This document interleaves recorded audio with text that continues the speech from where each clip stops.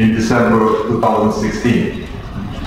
Even before that, the signing of the agreement on the crisis operations, crisis management operation, we have been deploying naval warships off the coast of Somalia, mainly to protect our commercial and merchant vessels from any type of armed robbers against ships or piracy activities, mostly in the Gulf of Eden and this area around this, the Indian Ocean. But we have decided to join this EU-led crisis management operations in order to have more capacity building and also to have joint operations and also to be a part of the global team to tackle this piracy and armed robberies and all the maritime related illegal activities. So let me briefly, there was, I think this been mentioned by the previous speakers, there are currently 16 EU crisis management operations in the world, where this Korea's participation is more on, almost all focused on the EU network, which is aimed at anti-piracy and counter-piracy activities off the coast of Somalia. Next slide. So the EU, Korea signed the agreement in crisis management operations in 2014 and in 2017. Next slide. Only a few months after the entry into force of the bilateral agreement, we have dispatched naval warship to the EU naval forces counter-piracy operation in the Gulf of Eden off the coast of Somalia.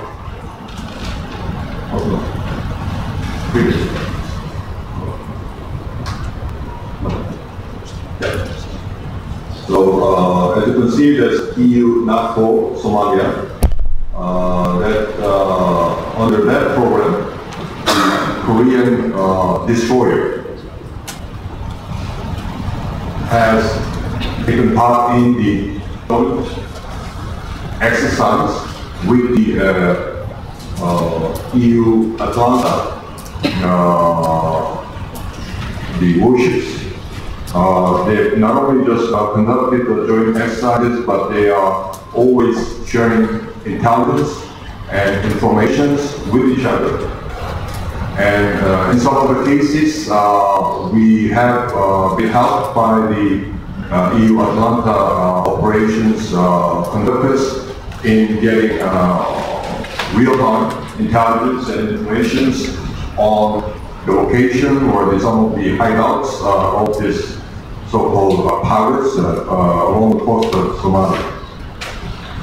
And the sailors and crews and seamen from both ships cross-decked to each other's ships and took part in training exercises like you are now seeing on the slide. And the counter-piracy tactics and the importance of naval cooperation are to help deter armed pirate attacks at sea. So there's one reason.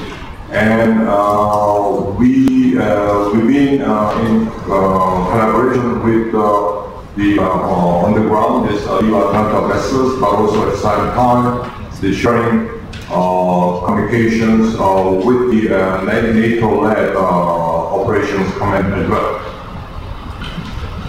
So next.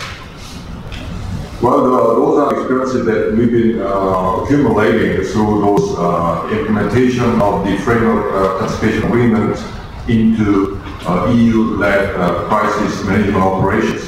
But maybe I will, based upon those experiences, I will just share with you some of the thoughts that might be relevant to the future enhancement of partnership between European Union and ASEAN in particular.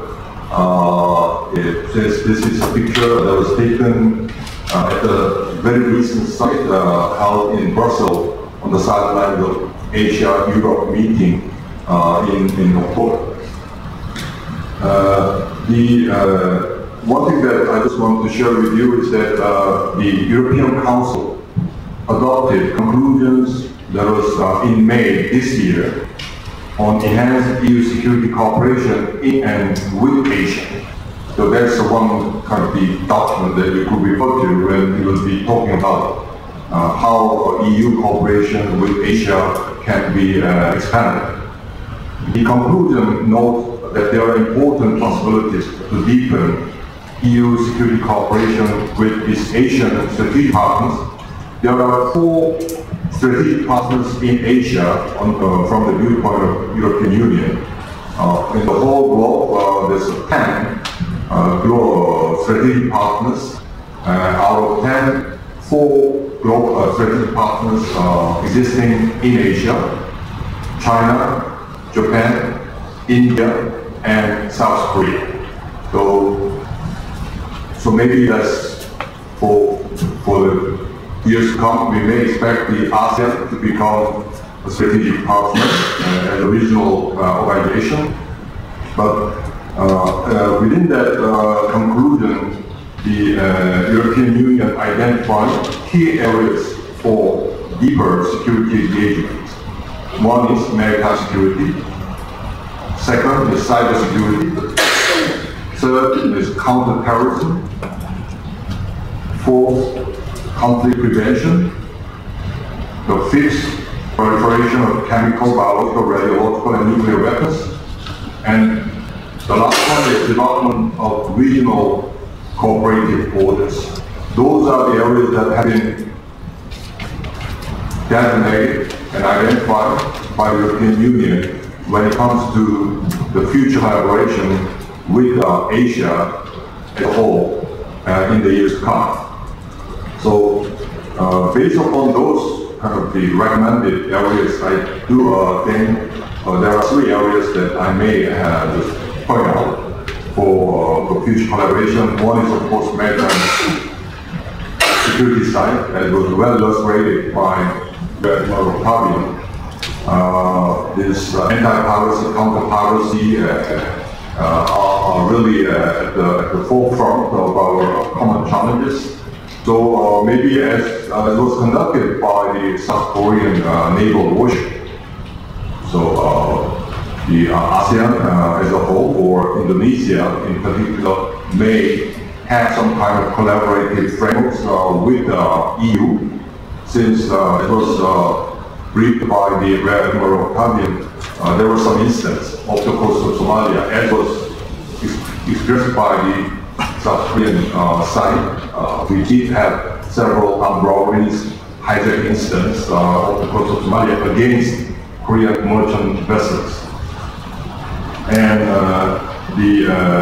with that, the maritime security side, I think these lessons can be shared on anti-piracy, counter-piracy kind of the expertise, and maritime surveillance might be one area, and port security, because there are quite important and prominent ports along the Malacca and Singapore Straits, and also its capacity building is quite is in need. And another one is that the cyber security. I think there's whenever that we are, especially South Korea, engaging ourselves with the European Union friends, cyber security is more or less at the top of the agenda when it comes to CSDP, Common Security and Defense Policy this implementation.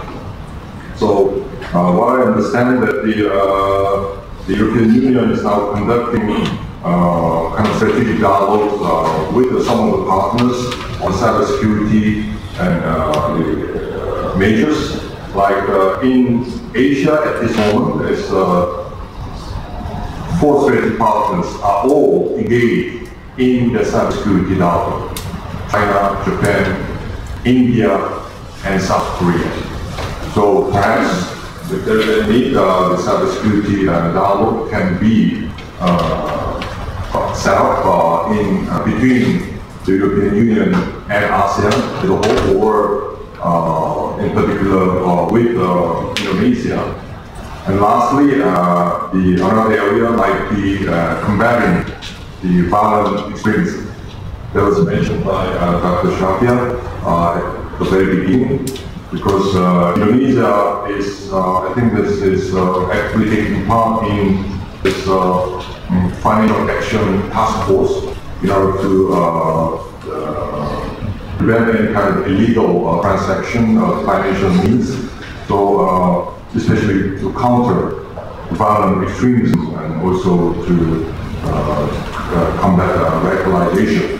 So that area is though it's a bit non-traditional areas and a bit new emerging threats, but I think that's increasingly we, especially within the diplomatic circle, we feel a bit stronger need for more collaboration into tackle this violent extremism in ASEAN and in Indonesia in particular.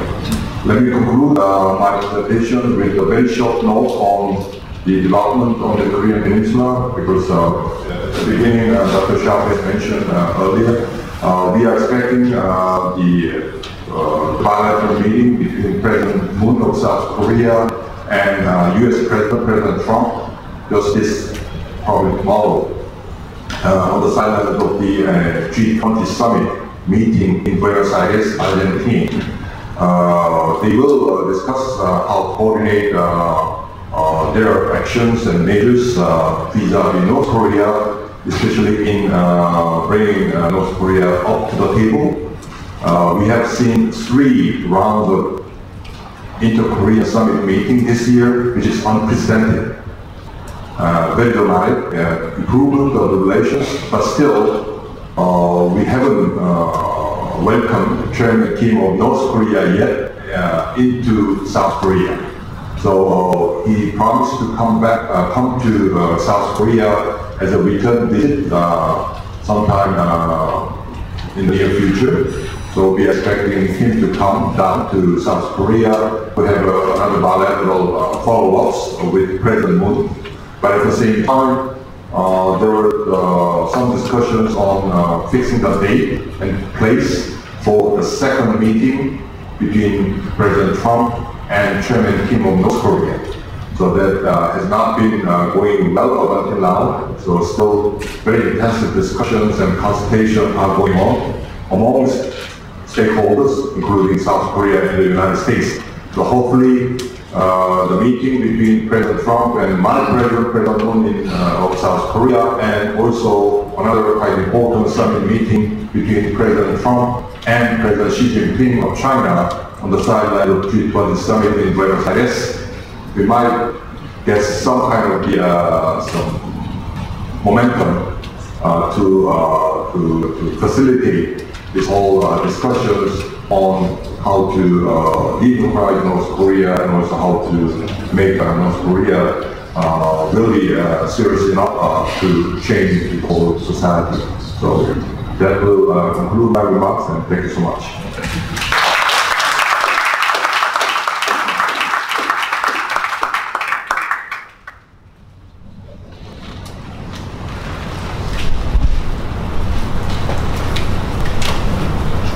Thank you very much, Ambassador, for this presentation of, as you mentioned, the pillars of the EU-South Korea cooperation, and also sharing your experiences of the participation in the EU-Atalanta naval operation, and for indeed pointing out areas which will be promising to look into more for the future. So very interesting presentation there.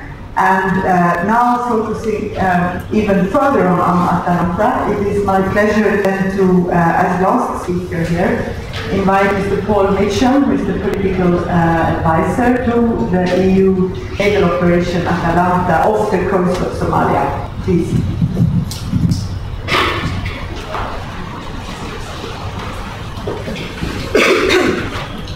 Thank you, Chair. Thank you also to our hosts. I think I have the pleasure this morning of speaking to one of the most educated officers, given that the last 4 speakers have all mentioned either Somalia or the European Union Naval Force in one guise or another. That's not often the case. If we can get the slides up, I will take you through them. But I think the reason that we're so interested in EU-NAVFOR as a case study is not only because it's the European Union's first maritime military operation, but it's also because it focuses on countering piracy. Piracy is, of course, a subject which affects Indonesia just as much as it affects any country around the world because ships sailing through the global commons. How are we doing? We had the theme this morning of connectivity. You'll notice there's a light weighting on the subject matter, but perhaps not in terms of connectivity itself. I should proceed and we'll see if the slides catch up with that's course session. So, as I said, EU-NAVFOR Operation Atalanta was launched 10 years ago next week, as it happened. We're focused off the coast of Somalia, that means the Western Indian Ocean, stretching in an area that's really from the west, in the west, Djibouti, across from Muscat to Oman, down into as far as Madagascar. So imagine if you were a triangle across the western side of the Indian Ocean. That's an area that approximates to nearly 8.7 million square kilometres. It's a vast area. And we're there on the basis of Security Council resolution, first passed in June 2008 and renewed annually since, most recently just earlier this month. Those Security Council resolutions give us not only the right, as indeed anyone has the right, the Navy has the right to sail on the high seas to interdict piracy, but also to enter the territorial waters of Somalia, and uniquely because of the permission granted by the British government, also the internal waters of Somalia. So we are not a naval force like any other, although others do exist. In fact, NATO was the first to launch a multinational response to the piracy crisis back in 2008. That was quickly followed by Russia and India before the European Union launched its operation. Combined Maritime Forces, which have been based in Bahrain since the early 2000s, 9/11, then also launched a task force looking at piracy early 2009. They still exist today, and we work enormously closely with them. Indeed, it's through CMF that you'll find many of our Asian partners working, including Korea, because Korea is not only a part-time member of EU-NAVFOR, it's also a member of the Combined Maritime Forces. And indeed, Brazil joined the CMF earlier this year, making it a truly international alliance. Perfect. Right, so that's me. So probably recognise the pictures anyway, because they've appeared once or twice earlier in presentations. Next slide, please. As I said, back in 2008, piracy was a phenomenon that was hitting the world stage, hitting the news, it was hitting consumer prices. The amount of trade that transits east-west through the Gulf of Aden each year, even today, is roughly the same. It's approximately $1 trillion.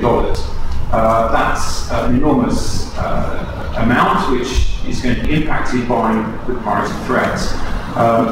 10 years ago, we had some very high-profile seizures, not least including arms vessels, but also a huge humanitarian impact because the seafarers themselves who were taken hostage were mistreated, sometimes killed. Many of them come from this part of the world, so you're probably familiar with some of their stories. The ransoms that the Somali pirates took were increasing in value, up to approximately $20 million a ship, as you can see there. And there was naturally increased concern from governments and media, as well as families and crews and insurers and ship owners and cargo owners and everyone else, as to what was happening with regard to international trade in this part of the world. The picture on the top right shows the impact at the peak of the piracy crisis, in as much as that each white line shows the density of ship transits, and you will see that there's a very obvious diversion around the Somali coast, not least the eastern Somali coast, which remains blue. Ships were wise to steer well clear. The economic cost of piracy, as pictured at the bottom, has clearly dropped, and it's only a fraction of what it was, as you can see there. But much of that is kind of a residual cost now. It must be borne not only by ship owners and insurers, but also consumers in their own prices. Next slide. EU-NAVFOR. That's us. We exist to do four main things in terms of our legal mission and mandate. Primarily, of course, is to protect humanitarian aid, actually, which shows a courtesy World Food Programme into the Somali hubs. We're at the point now, having delivered, or safely having escorted the delivery of 1.8 million metric tons of various food items to a population not just in Somalia, but also in the hinterland. We secondly are there to deter, prevent and repress piracy and armed robbery.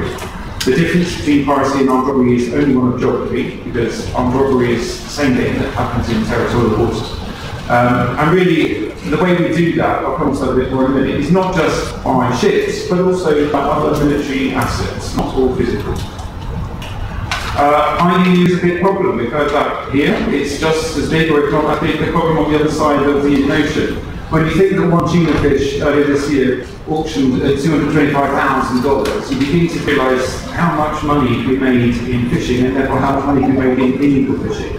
So part of our mandate has always been to monitor fishing activity in and off Somalia. Somalia only declared an EEZ 4 years ago, so we've been going for 10. So it's been, as you can imagine, tricky sometimes to determine what's legal, what's illegal, what's unreported, what's unregulated.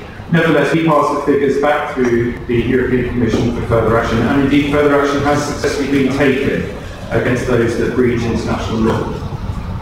Lastly, we exist to support other organisations, other international organisations. We work very closely with UN agencies in particular. I'll come on to some more of those later on. But also to support our sister European Union interventions, which makes perfect sense given that we do represent the EU. Next slide. Some of you will think that piracy of Somalia is a long-since-gone phenomenon, and you're involved. The most recent attack was a month ago, when a bulk carrier transiting from Brazil up to the Middle East was attacked more than 300 nautical miles east of Mogadishu, 200 odd miles from the coast. You'll see there, it's a large vessel. It was day and night. It had all the usual protection measures that we ask ships to have. Nevertheless, it was still fired at by a number of AK-47s. The pirates themselves also had an RPG, but it didn't fire it. But because the ship had a private armed security team on board, it repelled the attack and things carried on. We later caught up with the vessel that had been used, the skiff. We didn't find the pirates in this instance. Next slide, please. Now, we're commanded from London. We represent all 28 European Union member states, even if not all of them are necessarily sending troops or ships or aircraft or whatever at any one point in time.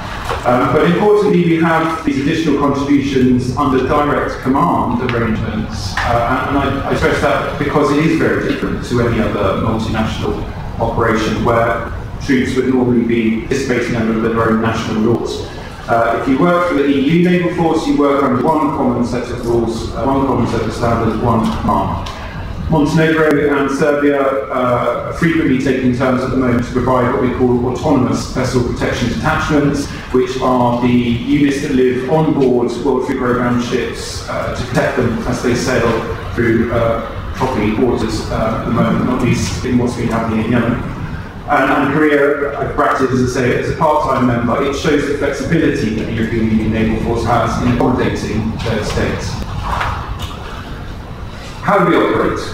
How does any piracy force operate? First and foremost, through sea patrols. It's like a constabulary operation, if you will, but at sea. It's at the low end of the fighting spectrum, soft power, borderline law enforcement, as we heard earlier. And part of the way that we build up our picture in order to be able to operate is by conducting a series of friendly patrols. That's when our vessels, small ones like one you picture at the top, approach fishing vessels, really to get a picture of the pattern of life day to day. It's by identifying and understanding the normal that we can really pick out the abnormal and then begin to act against pirates. On that basis, we have intelligence-led focused operations along areas of Somali shore, and only once have we had to use real firepower. That was back in 2012. That was really the turning point for us in terms of impact, using 17 seconds of gunfire on pirate logistic guns on shore.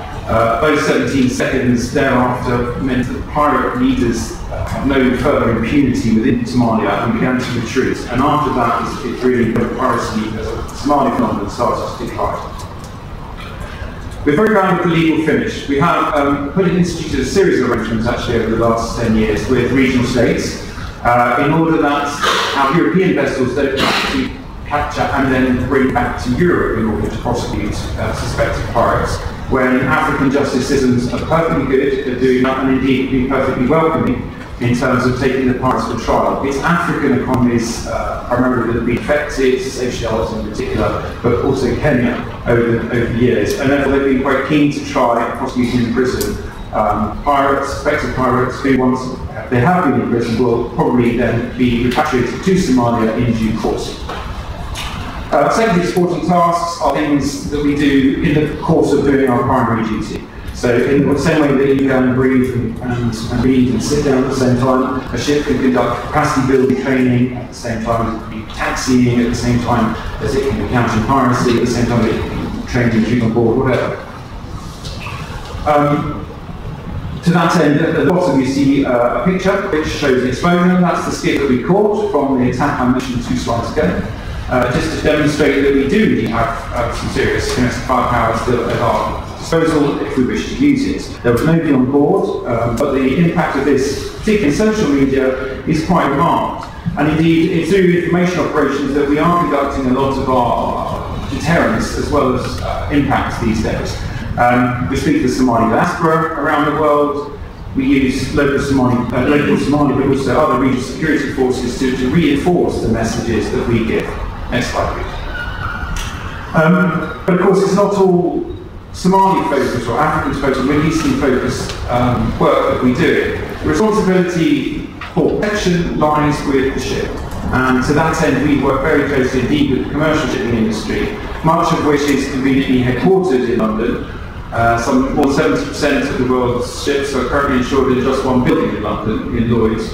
The International Maritime Organization for the UN is based there, the International Maritime Bureau, through which piracy reporting centres in this part of the world report are all there. So we kind of lived and grown through this process together. And just earlier this year, the 5th edition of Best Management Practice was issued to international shipping, such that they take some of the measures you can see there really to fulfil their part of the bargain. They should protect themselves. So, next slide. And I mentioned, amongst others, some of the UN agencies we worked with. I'll pick them out at the bottom here. The point of this slide really is to prove that we believe, because it's fact, that we have to be truly integrated with everything else that's going on. We don't operate in isolation. We're well aware that we are one of many players, not just military. On the humanitarian side, I've mentioned the World Food Programme already. We also work quite closely with UN Food and Agriculture Agency, particularly in terms of developing sustainable livelihoods for coastal fisher folk. We work very closely with UN Office on Drugs and Crime. They're really the world leaders in terms of maritime crime programme, particularly in Indonesia where they started. We work with the International Maritime Organization to improve international standards, to endorse and support some of the work that they do with regard to shipping.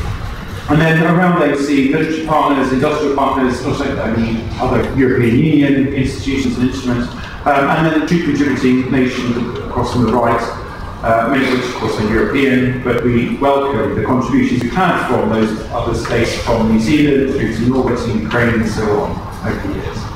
Next slide.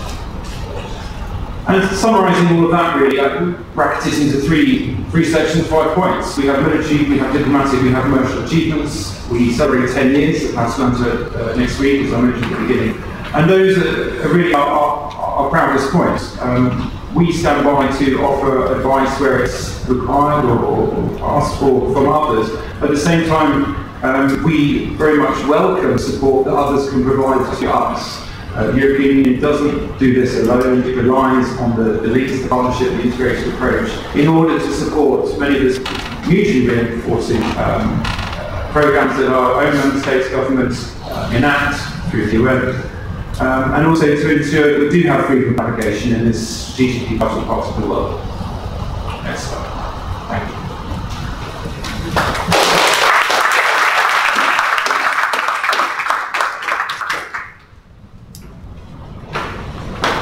Thank you very much to our last speaker. And now we have some time for questions and answers. And I believe, Admiral Octavian, you unfortunately have to leave us, but you kindly promised to at least take one question before leaving. So I open the floor, and it's for one question to Admiral of Players.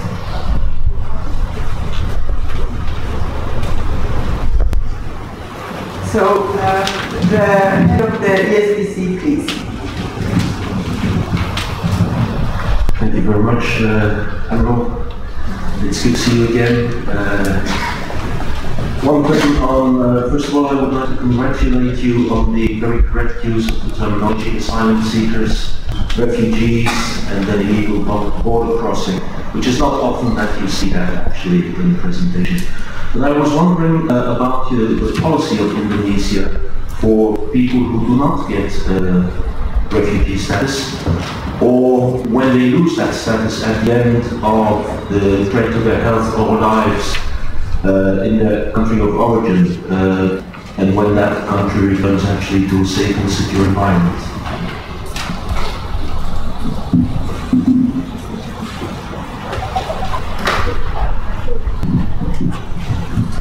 Thank you very much for the question. So it is very important and also very crucial how to manage this kind of problem at sea. So we have already made some agreement and also cooperation between ASEAN membership countries and also member state of ASEAN and also some neighboring states in this region. So basically, we do conduct this kind of joint operation and some international framework. But it is also very important to what we call to maintain our national interest, to anticipate what is the impact and also the effect if we conduct this operation in the political level and also in the operational level. So sometimes we do have a lack of understanding with some entities and also some civilian component domestically and also regionally. How to manage this kind of problem? We try to adopt the European Union system, how to handle this kind of illegal immigrants. First, we could see they are as the, what we call the human trafficking problem. And after that, we could manage is that this is the real crime of the human trafficking, or this is the refugee, or it is another aspect of his crimes related to his accident. So it is quite very difficult. I could say that we must also improve the quality of cooperation with the Air Force, for example, not just only for the Navy, but how right now engage with our air asset. So some of the European Union mechanisms that I have already visited in Brussels formulated to implement in Indonesia. Thank you. One question. And also, Madam, I would like to pose a question. One question as well to Mr. Alexander regarding the. You have already mentioned the international humanitarian law related to conflict at sea. So this formulation is already in line with international regulation existing, such as San Remo Manual. And is this also cover or anticipate the worst scenario in the South China Sea? Yes, thank you, Admiral. Well, the law at sea was not the main focus, the law of war at sea was not the main focus in the past decades, because it was rather infrequent. There was a few cases like the Falklands and so on, but it was the exception. Now we see that there is more focus on it because there are more risks, like the doctor has before me has mentioned and so on. So to be clear on the issue of the law at war, the first and foremost applicable is the Second Geneva Conventions, which states, which is a very important document, virtually every state is a party to the Second Geneva Convention, so that's easy. There isn't any problem who has ratified or not. It's applicable. But it mainly deals with the issue of protected persons in the law. It doesn't deal with the issue of the conduct of hostilities. So it deals how you should treat a captured prisoner of war, like the sailors that were captured recently. Well, the Second Geneva Convention is applicable, but it doesn't deal with the conduct of hostilities. How should you conduct hostilities and so on? This is to be found in the first additional protocol. So you have a combination of the Second Geneva Convention, the first additional protocol to the Geneva Convention, and I use this opportunity to suggest to Indonesia to ratify the protocol. Maybe you can push for this, Admiral, because it hasn't been done yet. And we totally see what you say, Admiral, on the need. You spoke to me privately before you entered. The ICRC is very much interested to revive a little bit training and dissemination on the law at sea for the reason that had been explained before. And the point is well noted. There was a seminar, as I mentioned, I think it was in China. Why not have one maybe in next year in Indonesia? Why not? We can talk about it.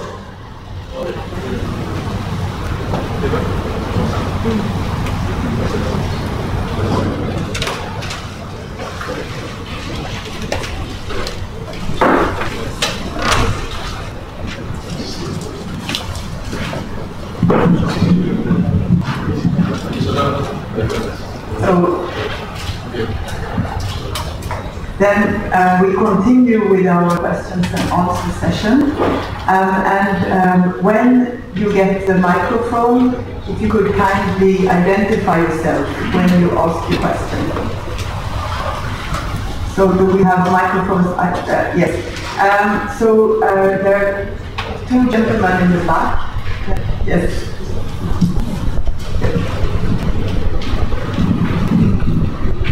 Thank you very much for the opportunity given. My name is Enrico. I'm from ARC Inc., a local community-based events media. I would like to ask Mr. Richard regarding the move of HQ of the EU-NAVFOR to Rota, Spain in March 2019 post-Brexit. So for this kind of moving, how will it affect the readiness of Operation Atlanta and other operations that are run by the EU-NAVFOR? How would it affect the readiness? And regarding the Brexit, how would it affect the contribution from the UK component?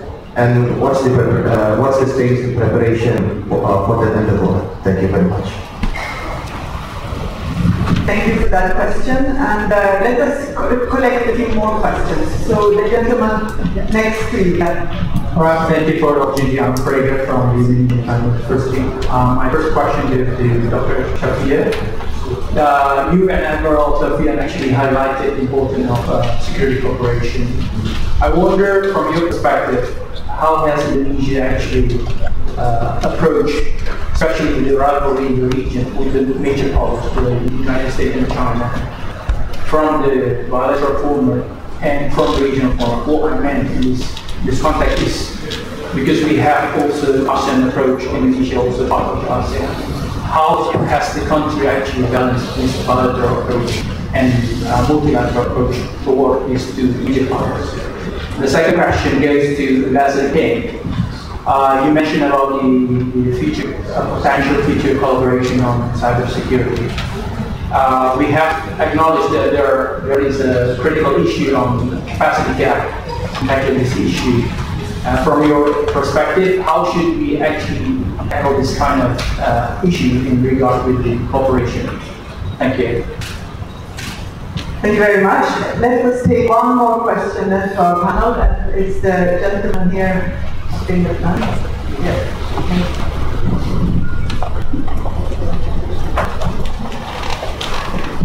Thank you very much for the very thought-provoking presentation. And I would like to, my name is Iskandar Mubianto. I'm a former diplomat and now active in the syndicate group National Interest.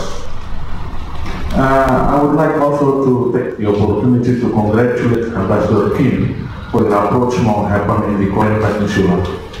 It is very important that we take note on the event because it's from the Korean and for the Korea.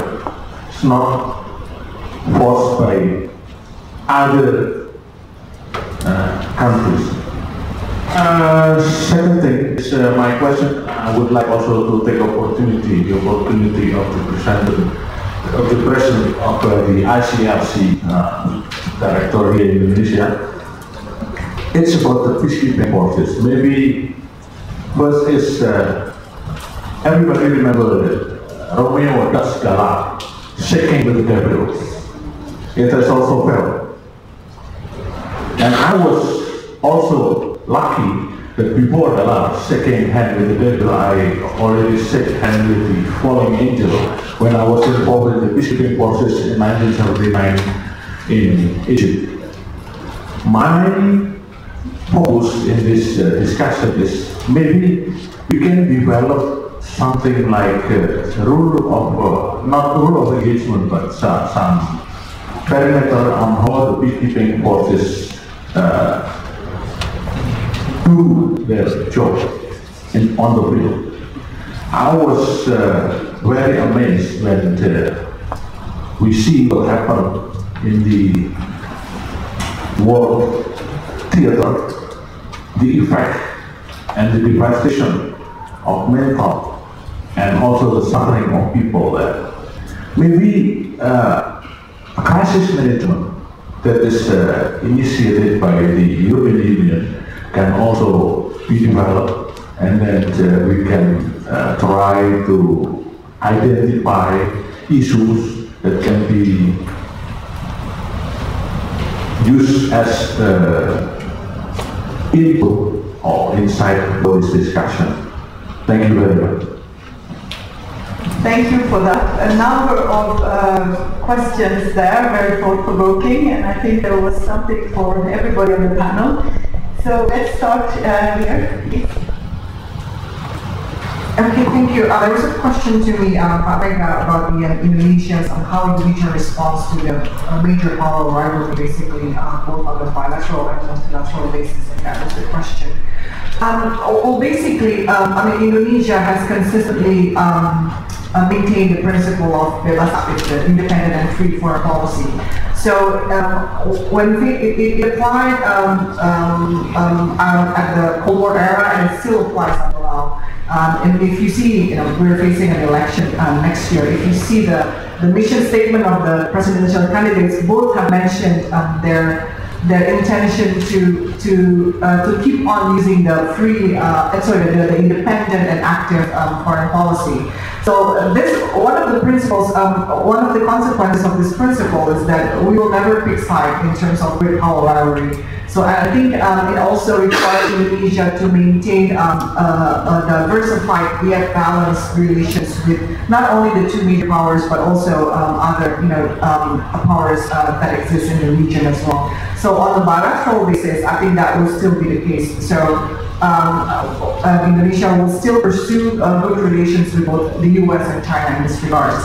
In terms of multilateral, well, as you have clearly specified, that ASEAN is still, the channel that Indonesia wishes to pursue some of its foreign policy. The ideal is that Indonesia should also possess the ability to sort of like pick and choose which agenda it wishes to pursue through ASEAN, which through other multilateral channels, for example, in our relations with the EU, for example, and also what issues can be pursued through bilateral channels. Unfortunately, Indonesia is still very limited in terms of that ability, and I think in a lot of issues related to the major power rivalry, ASEAN will continue to still be the channel for Indonesia.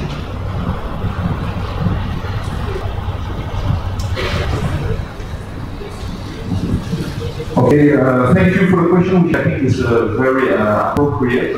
First of all, the short answer is, of course, the law that applies is clear, because the treaties are very clear in terms of international humanitarian law, Geneva Conventions, ratified universally, protocol additional thereto, which have been ratified to a very large extent, although not everybody. So the law is pretty clear. It has been reaffirmed, for instance, in the statute of the International Criminal Court and a few other institutions. And with regard to peacekeeping, because this is really your question, well, a number of institutions have come up with some summaries, should I say, based on international customary law. This is the case of Europe, the European Union. I have shown it on my slide earlier, but this is also the case, perhaps even more importantly, by the United Nations in the shape of the 99 U.S. Secretary General Bulletin on respect of international humanitarian law by peacekeeping forces. So I think the law that's applicable is quite clear and how they should deal with it. What is less easy is how you interact with it, because sometimes peacekeepers will be in armed conflict situations. So for instance, Indonesian peacekeepers will be sent to Congo. They could come into a firefight and they have to respect international humanitarian law. But what is also important is that peacekeepers will very frequently be in cities doing policing, arresting people, checking people and so on. So doing work which is not effectively military operations. And therefore they have to be very well trained also in human rights. And that's what we do, both in Sentul, our Indonesian general has left us, but in Sentul we try to bring this knowledge of both international humanitarian law in case it's military operations, but also international human rights in case they have to do policing work and that sort of things. I hope this answers your question. Thank you for the question.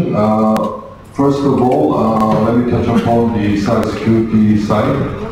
We do recognize quite a significant gap between and amongst countries concerned on cybersecurity capacity and ability to tackle. And we may divide that kind of the solution into two contexts. One is bilateral framework. Another one is ASEAN framework. For bilateral framework, for example, Korea is also extending assistance to the Indonesian government for the augmentation of capacity building on the part of the Indonesian National Police. We have set up a cyber forensic center at ITB, Bandung Institute of Technology, with the Indonesian National Police in order to support the ability of Indonesian National Police on cyber forensic technologies, for example. That it must be one area. So EU can extend some assistance in upgrading the ability of police or the intelligence authorities in combating cyber crimes. And at the same time, I think this EU has, if my memory is right, the EU has some kind of action plans vis-a-vis ASEAN. And within the action plans with ASEAN, there are quite a number of programs to support ASEAN's capacity building in an area of cybersecurity. So that might be another direction that we could pursue.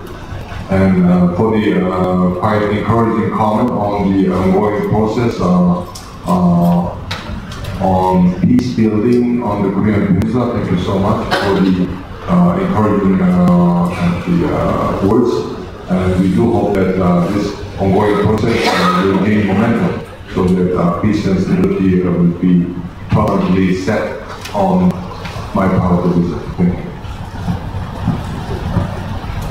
So Paul, then for the question. Thank you. Yes, this is the one regarding Brexit. effectively. It probably won't surprise you that European common security and defence policy within the European Union doesn't allow non-EU countries to command CSDP operations, which is why the headquarters currently in London will be moving to Spain. It won't only be moving to Spain, however, we're actually going to be testing something quite new, in as much as the Maritime Security Centre that is currently embedded within the operation and an inherent part of that will be moving to France. In terms of output, there should be no effect on service. I mean, it's a military headquarters relocation, pure and simple. What will be different, obviously, after Brexit is that there won't be any further British participation in CSDP until such time as it is agreed that there will be British participation alongside CSDP. So effectively that puts the UK back in a position of countries like Indonesia, I suppose, that don't yet have arrangements. We know that something will be forthcoming. We don't know the full details of it yet because it has to go through both the UK and the European Parliament. Thank you for that. I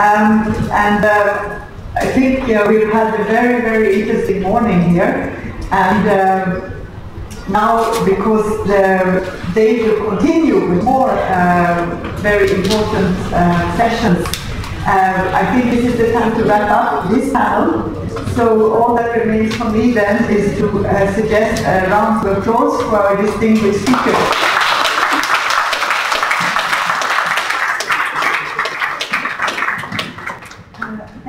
Honorable speakers and moderators for very informative sessions. Now we are going to have a lunch break that is served in the dining room located in the wing across the auditorium. We need to now also have allow those that needs to conduct Friday or Jummah prayer to do their prayer. If for those of you who will follow the prayer, here is CSIS personnel, Habib and Nalpal, that will guide you to the prayer area in Wisma Purna Bandara, located outside the Piracy Center building. To reach the place, you will need to exit left of the building, turn left the intersection, and the building will be on your right. Because of the location, it's quite difficult to go by yourself. Please follow CSIS personnel, Habib and Nalpal, that will guide you on how to reach the location. So for all of you that perhaps most of you that would want to eat lunch first, the lunch is already served in the dining room. And the next session, the session 2, will begin at 1:30 p.m. in this room. Thank you and enjoy your lunch.